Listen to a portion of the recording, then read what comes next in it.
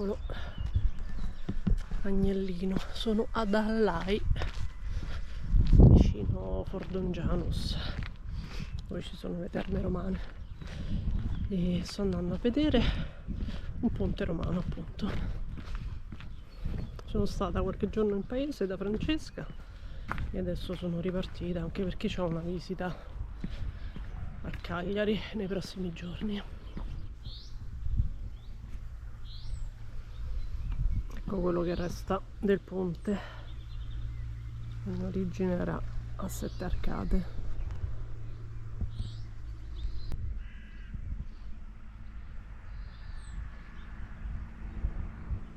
I romani hanno costruito prevalentemente ponti e strade qui in Sardegna.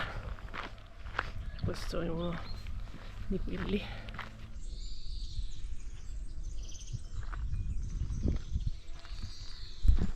Guardate che carina questa casa sull'albero, sempre ad Allai. Adesso ci saliamo. C'è pure l'altalena.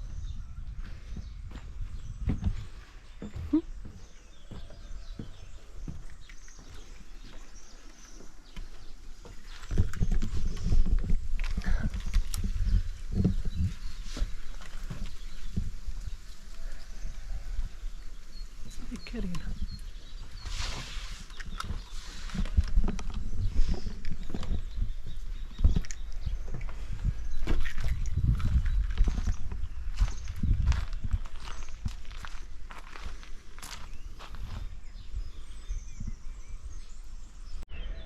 Qua c'è il fiume, questo è il primo piano, si sono inglobati due alberi, due eucalipti, e qua si sale su.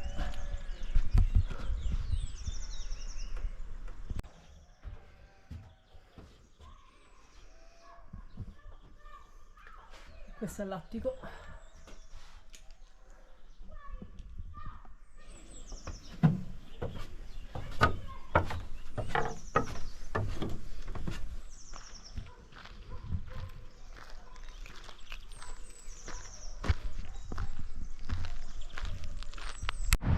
Buongiorno, sono vicino a Isili e sono venuta a vedere il lago Is Arrocus.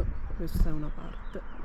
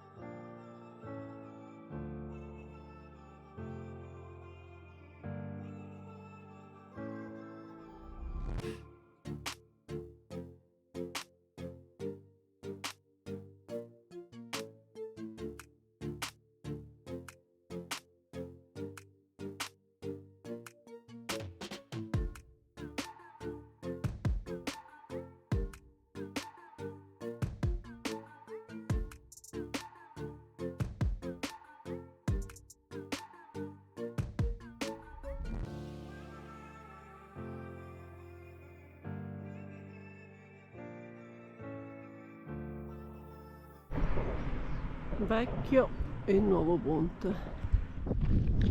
Allora, sono a Serri, al sito archeologico di Santa Vittoria, e ho l'audioguida e faccio questo giro.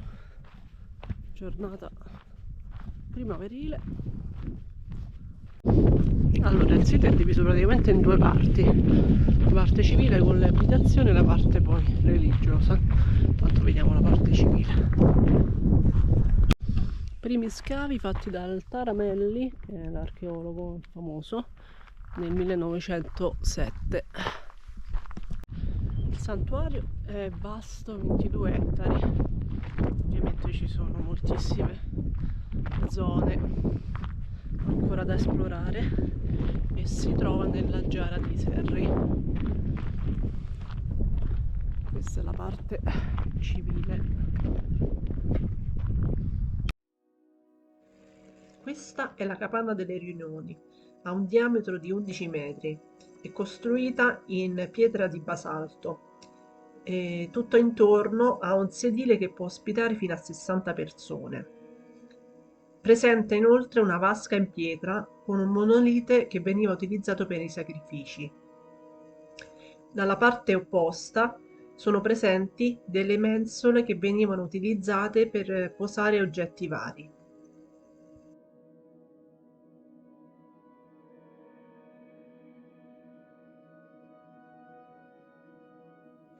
Questa è la capanna della Rotonda.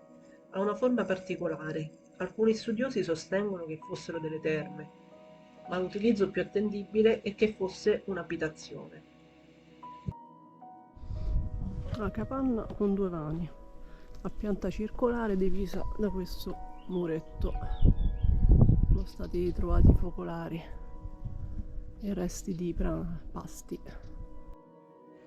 Il recinto delle feste fa parte della parte sacra del santuario.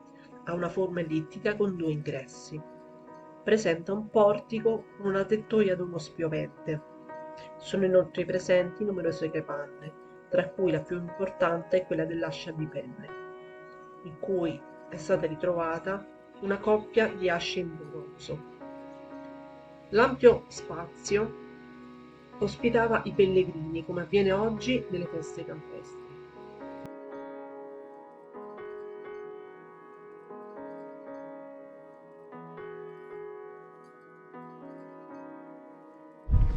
Allora, questo è uno dei due ingressi e questa è l'area dove ci sono le capanne.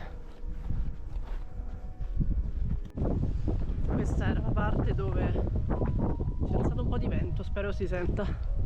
C'erano i box del mercato. Qui sicuramente era tutta una parte porticata.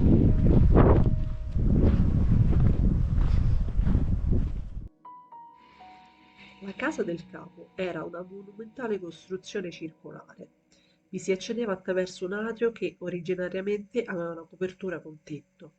La camera principale invece aveva una copertura di pietra.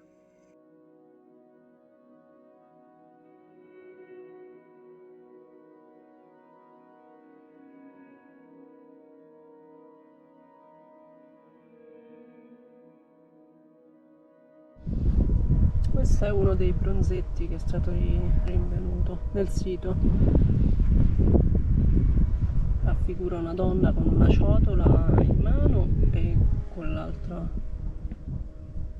il segno di saluto.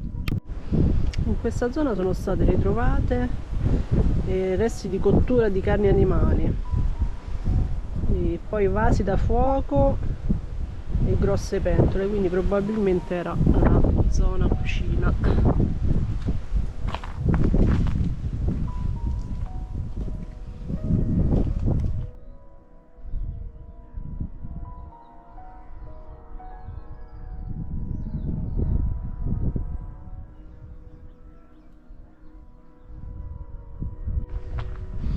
Questa è la chiesetta di Santa Vittoria.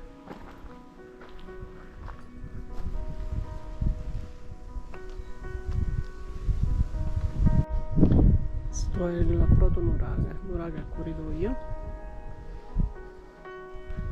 mentre qua c'è la torre, quel che resta della torre del nuraghe.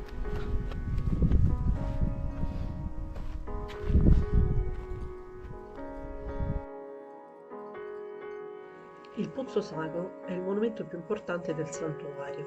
Vi si accede attraverso un atrio lastricato che presenta una canaletta che convogliava l'acqua quando il pozzo era umido. Alla camera dell'acqua vi si accedeva attraverso una scala di 13 gradini. A differenza di altri pozzi sacri, l'acqua non veniva convogliata da una vena sorgiva, bensì dall'esterno attraverso 3 canalette, per cui il pozzo aveva funzione di cisterna.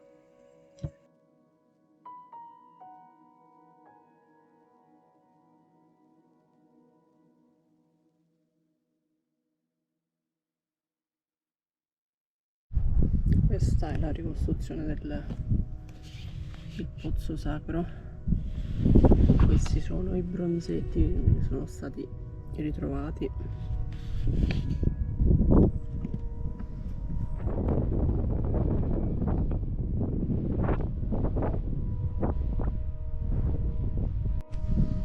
Questo è chiamato bacino cerimoniale, sempre per i riti con l'acqua.